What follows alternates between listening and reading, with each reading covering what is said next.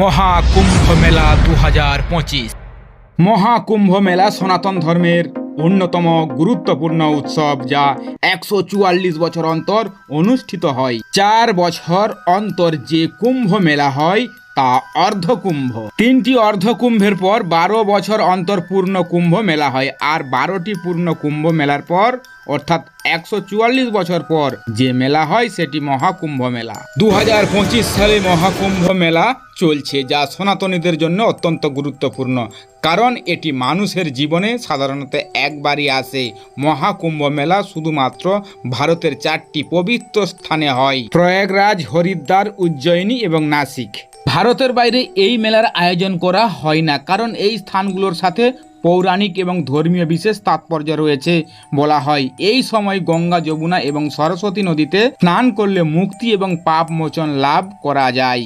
বিস্তারিত জানতে ভিডিওটি সম্পূর্ণ দেখুন, চ্যানেলটি সাবস্ক্রাইব করুন এবং লাইক শেয়ার করতে ভুলবেন না।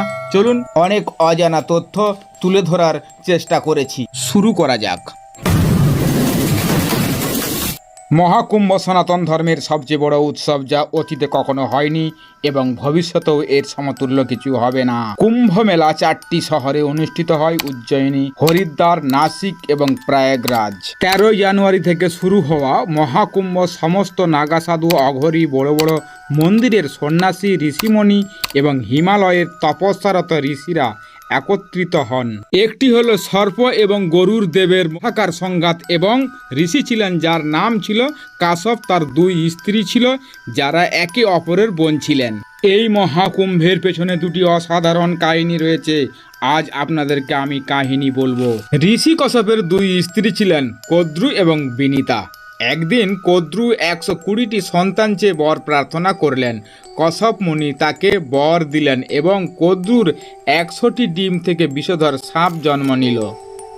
অন্যদিকে বিনিতা বর চাইলেন এমন সন্তান যে সংখ্যা কম হলেও চলবে, কিন্তু কদ্রুর সন্তানের চেয়েও শক্তিশালী হবে। কাশ্যপ মুনি তাকে বর দিলেন এবং 2টি বড় ডিম দিলেন। কদ্রুর সন্তানরা একে একে জন্ম নিল। বিনিতার ডিমগুলো থেকে সন্তান হতে দেরি হচ্ছিল, তাই ধৈর্য হারিয়ে বিনিতা একটি ডিম নিজেই ভেঙে ফেললেন। সেই ডিম থেকে একটি অসম্পূর্ণ শিশু জন্ম নিল। তার শরীরের ওপরের অংশ গঠিত হলেও নিচের অংশ অসম্পূর্ণ ছিল। সেই সন্তান রাগ করে বলল, মা, তুমি ধৈর্য হারিয়ে ভুল করেছ, অন্য ডিমটি ভেঙো না, সময় এলে তা ফুটবে। এরপর সে আকাশে উড়ে গেল এবং তার নাম হলো অরুণ বা অরুণা। আর বাকি ডিম থেকে জন্ম নিল গরুড়, যিনি কদ্রুর সন্তানের চেয়ে শক্তিশালী। ঋষি কাশ্যপের স্ত্রী বিনিতার 2য় ডিম থেকে জন্ম নিল গরুড়। তার মুখ ছিল পাখির মতো, শরীর ছিল মানুষের মতো, আর ডানাগুলো ছিল পাখির।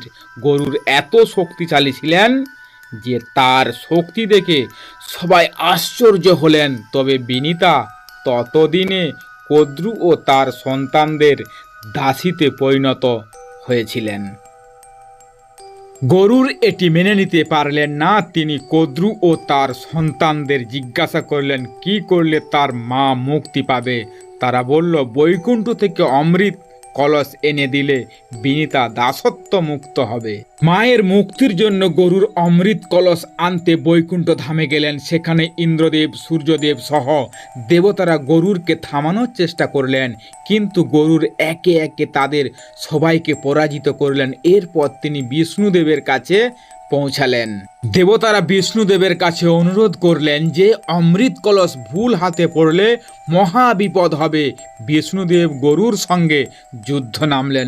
ভীষণ যুদ্ধের পর গরুর কলস নিতে সক্ষম হন, তবে তিনি অমৃত পান করেননি। বিষ্ণুদেব তাকে জিজ্ঞাসা করলেন, তুমি কেন অমৃত চুরি করেছো, কেন পান করছো না? গরুর জানালেন তিনি এটি তার মাকে দাসত্ব থেকে মুক্তি করার জন্য নিয়েছেন। গরুর উদ্দেশ্যে জেনে বিষ্ণুদেব বললেন, আমি তোমাকে কলস নিয়ে যেতে দেব, কিন্তু একটি শর্তে। শর্ত হলো তুমি চিরদিন আমার বাহন হিসাবে থাকবে। গরু শর্ত মেনে নিলেন। এরপর তিনি কদ্রুর কাছে গিয়ে বিনিতাকে মুক্ত করলেন। এইভাবেই গরুর পরবর্তীতে বিষ্ণুদেবের বাহন হিসাবে পরিচিত হন। গরুর তার মাকে দাসত্ব থেকে মুক্তি করতে সর্পদের প্রতিশ্রুতি দিয়েছিলেন যে তিনি বৈকুণ্ঠ থেকে অমৃত কলস এনে দেবেন। গরুর কলসটি সর্পদের সামনে জমিতে রাখেন, কিন্তু তখন বিষ্ণুদেব তার মায়াবী শক্তি দিয়ে কলসটিকে অদৃশ্য করে দেন। যেহেতু গরুর তার প্রতিশ্রুতি পূরণ করেছিলেন, সর্পরা বিনিতাকে মুক্তি দেয়। বিনিতা দাসত্ব থেকে মুক্ত হলেন। এই কাহিনীর আরেকটি দিক হলো গরুর ও বিষ্ণুদেবের যুদ্ধে অমৃত কলস থেকে কয়েক ফোঁটা অমৃত পৃথিবীর 4টি স্থানে পড়ে যায়। সেই 4টি স্থান হলো উজ্জয়িনী, হরিদ্বার, নাসিক এবং প্রয়াগরাজ। আজ এই স্থানগুলোতে কুম্ভ মেলা অনুষ্ঠিত হয়। ভিডিওর মধ্যে যদি কোনো ভুল থেকে থাকে তা আপনারা কমেন্টের মাধ্যমে জানাবেন। চলুন বন্ধুরা, আজ এই পর্যন্তই। পরবর্তী ভিডিও নিয়ে আপনাদের সাথে আবারও দেখা হবে। সবাই ভালো থাকুন, সুস্থ থাকুন। সবাইকে অসংখ্য ধন্যবাদ। দেখা হচ্ছে নেক্সট ভিডিওতে।